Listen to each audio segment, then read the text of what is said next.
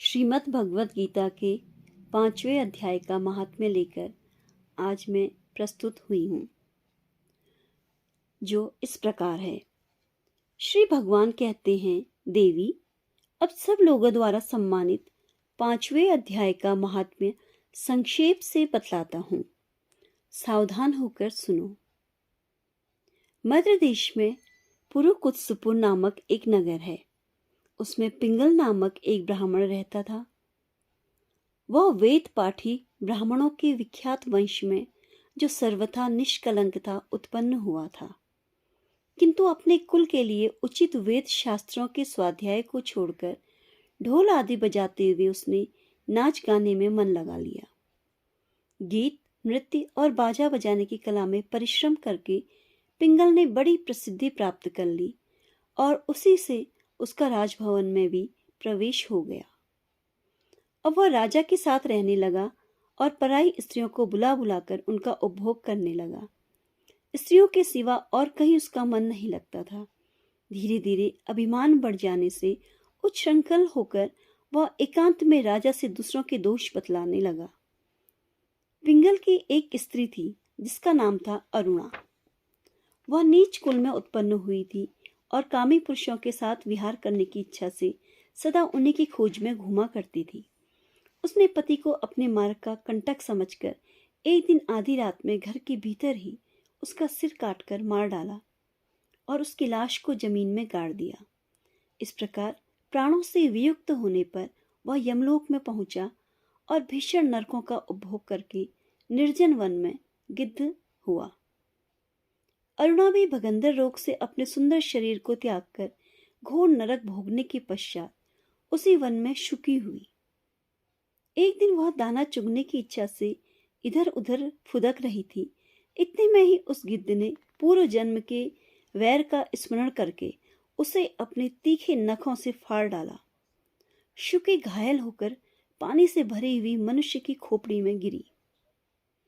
गिद्ध पुनः उसकी ओर झपटा।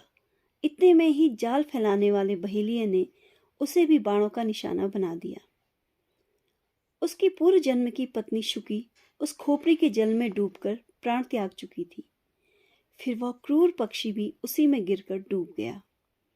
तब यमराज के दूत उन दोनों को यमराज के लोक में ले गए। वहां अपने पूर्वकृत पाप कर्म को याद करके दोनों ही भयभीत हो रहे थे। तदंतर यमराज ने जब उनके घृणित कर्मों पर दृष्टिपात किया, तब उन्हें मालूम हुआ कि मृत्यु के समय अकस्मात खोपड़ी के जल में स्नान करने से इन दोनों का पाप नष्ट हो चुका है। तब उन्होंने उन दोनों को मनोवांछित लोक में जाने की आज्ञा दी।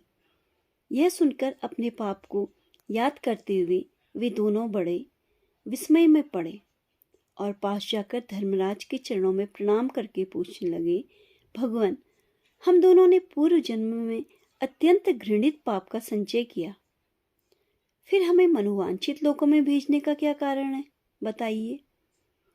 यमराज ने कहा, गंगा के किनारे वट नामक एक उत्तम ब्रह्मज्ञानी रहते थे। वे एकांत सेवी, ममता रहित, शांत, विरक्त और किसी से भी द्वेष न रखने वाले थे। प्रतिदिन गीता के 5वें अध्याय का जप करना उनका सदा का नियम था। 5वें अध्याय को श्रवण कर लेने पर महापापी पुरुष भी सनातन ब्रह्म ज्ञान का ज्ञान प्राप्त कर लेता है। उसी पुण्य के प्रभाव से शुद्ध चित्त होकर उन्होंने अपने शरीर का परित्याग किया था। गीता के पाठ से जिनका शरीर निर्मल हो गया था, जो आत्मज्ञान प्राप्त कर चुके थे, उन्हीं महात्मा की खोपड़ी का जल पाकर तुम दोनों पवित्र हो चुके हो। अतः अब तुम दोनों मनोवांछित लोकों को जाओ, क्योंकि गीता के 5वें अध्याय के महात्म्य से तुम दोनों शुद्ध हो गए हो। श्री भगवान कहते हैं, सबके प्रति समान भाव रखने वाले धर्मराज के द्वारा इस प्रकार समझाए जाने पर वे दोनों बहुत प्रसन्न हुए और विमान पर बैठकर बैकुंठ धाम को चले गए। धन्यवाद।